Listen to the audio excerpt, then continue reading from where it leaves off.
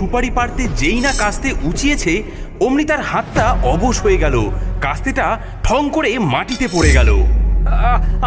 আরে হাতটা এমন অবশ হয়ে গেল কেন? সে আবার কাস্তে তুলল, কিন্তু আবার একই ঘটনা ঘটল। এই যা, তিনবারের বার সে ভয় পেয়ে পিছিয়ে এলো। না, আজ আমার দ্বারা আর হবে না, শরীরটা কেমন করছে। বাবা, তুমি কি কোনো হাসির শব্দ শুনলে? মনে হলো যেন কেউ খিলখিল করে হেসে উঠলো। কই না তো, বাজে কথা বলিস না তো, চল কাজ কর। দুপুরে কাজ করতে করতে তারকের খুব জল তেষ্টা পেল। বাবা, কি তেষ্টা পেয়েছে? জলের কলসিটা কই গেল? এখানেই তো রাখা ছিল। দেখ, ওইখানেই কোথাও, হয়তো আড়ালে পড়ে গেছে। না তো, কোথাও তো নেই। ঠিক সেই মুহূর্তে ওপর থেকে একটা ফিসফিসানি আওয়াজ ভেসে এলো, যা শুধু তারকই শুনতে পেল। তেষ্টা পেয়েছে ছোকরা?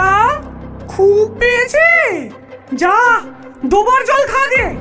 ওই পাক মেশানো জলটাই তোদের মতো ছোট লোকদের জন্য ঠিক। আমার বাগানের শুদ্ধ জল তোদের জন্য নয়। হ্যাঁ, কে কে কথা বলে? এই তারক, কি হলো রে? কার সঙ্গে কথা বলছিস? বাবা, আজ চলো বাড়ি ফিরে যাই। আমার কেমন একদম ভালো লাগছে না। এই বাগানে নিশ্চয়ই কোনো গোলমাল আছে।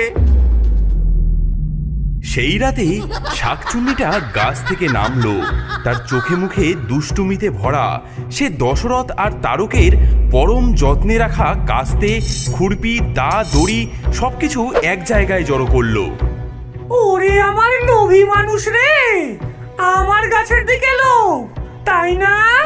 এই কাস্তে দিয়ে আমার গাছের সুপারি পারবি?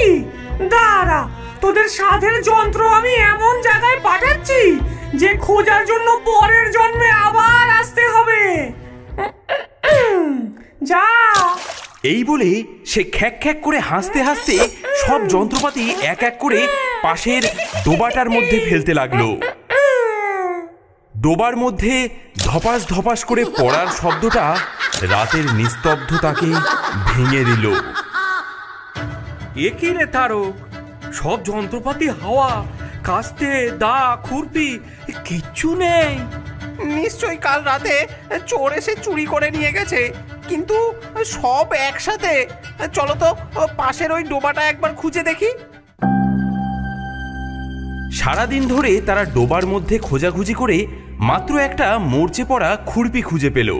যা, সারা দিনটাই বরবাদ হলো। দশরথ যেই না গাছে ওঠার দড়িটা হাতে নিয়েছে, সে চমকে উঠল। সর্বনাশ, হে কি করেছে? দড়িটাতে যে 100টা গিঁট দিয়ে রেখেছে। এ গিট তো খোলা যাবে না বাবা, বড্ড শক্ত। আর কি বিশ্রী পচা মাছের গন্ধ বেরোচ্ছে এই দড়িটার থেকে। শাকচুন্নিটা মগ ডালে বসে পা দোলাতে দোলাতে এই দৃশ্য দেখছিল, আর হাসিতে তার শরীর বেঁকে যাচ্ছিল। খোল, এবার গিট খোল। গিট খুলতে খুলতে সকাল হয়ে যাবে, তবুও একটা গিটও খুলতে পারবি না। আমাকে রাগানোর ফল এখনো তো কিছুই দেখিসনি। তারক, আমি নিশ্চিত এ কোনো সাধারণ চোরের কাজ নয়। কোনো অপদেবতা আস্তানা গেড়েছে ওই উঁচু গাছটায়। তাহলে উপায় কি বাবা? এভাবে চলতে থাকলে তো আমরা তো না খেয়ে মরবো। উপায় আছে, প্রেতাত্মারা শুদ্ধ জিনিস সহ্য করতে পারে না। কাল সকালে আমরা গাছটার চারপাশে তুলসী গাছ পুঁতে দেব। দেখবি তুলসী গাছের গন্ধে অপদেবতা কাছেও ঘেঁষতে পারবে না। পরদিন বাবা ছেলে মিলে সেই উঁচু গাছটার চারিপাশে মাটি উঁচু করে অনেকগুলো তুলসী গাছ পুঁতে দিল। রাতের বেলা শাকচুন্নিটা গাছ থেকে নেমে এলো। তার চোখ দুটো রাগে টকটকে লাল। হ্যাঁ, ওরে বুড়ো, এই কটা শুকনো পাতা দিয়ে আমাকে ভয় দেখাবি? আমার বাড়ির উঠোনে এসব নোংরামি? আমি মাছ খেকো শাকচুন্নি, তোদের এত সাহস? হ্যাঁ, এই বলে সে এক এক করে সব তুলসী গাছ শেকড় শুদ্ধ উপড়ে ফেললো, পাতাগুলো দাঁত দিয়ে চিবিয়ে থুথু করে ফেলে দিল। কি হলো রে বুড়ো? কই তোর তুলসী? সব আমার পায়ের তলায়। শুধু তাই নয়, সে দশরথের গলার স্বর হুবহু নকল করে বিকট সুরে ভজন গাইতে লাগলো। হরে কৃষ্ণ হরে রাম, এই বাগানে আমার ধাম, তোদের এবার শেষ কাম। হরে কৃষ্ণ হরে রাম। বাবার বুদ্ধিতে তো কাজ হলো না। আজ আমি নিজের চোখে দেখব কে এত কাণ্ড করছে। যত বড় শয়তানি হোক, একবার তাকে দেখতে পেতেই হবে। মাঝরাতে সে যা দেখল তাতে তার গায়ের রক্ত হিম হয়ে গেল। শাকচুনিটা গাছ থেকে নেমে এসে উনুন ধরিয়েছে। তার সামনে ভাঙা হাঁড়িতে চাপানো ডোবার পাঁক আর পোকামাকড়, কিন্তু সেই জঘন্য জিনিস থেকে ভাজা ইলিশ মাছের এক অপূর্ব গন্ধ বেরোচ্ছে যে তারকের জিভে জল এসে গেল। নে রে নে, খা। এমন সর্ষে ইলিশ পাবি কোথাও? এই হতচ্ছাড়া মানুষ দুটো শুধু সুপারিই চেনে, রান্নার র বোঝে না। ওদের কপালে কি আর আমার হাতের রান্না আছে? হঠাৎ সে রান্না থামিয়ে ঝোপের দিকে তার জ্বলন্ত চোখ দুটো তাক করলো। তারক বুঝে গেল সে ধরা পড়ে গেছে।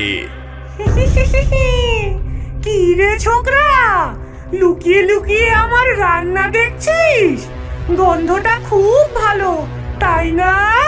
তোর জন্য এক বাটি তুলে রেখেছি, কাল সকালে এসে খেয়ে যাস। নাইলে কিন্তু আমি তোর ঘরে গিয়ে দিয়ে আসবো, মনে থাকবে তো?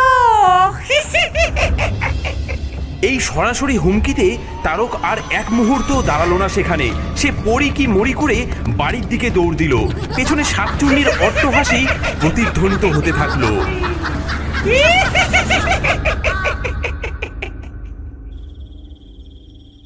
ওঝা মশাই, ওঝা মশাই, আমাদের বাঁচা।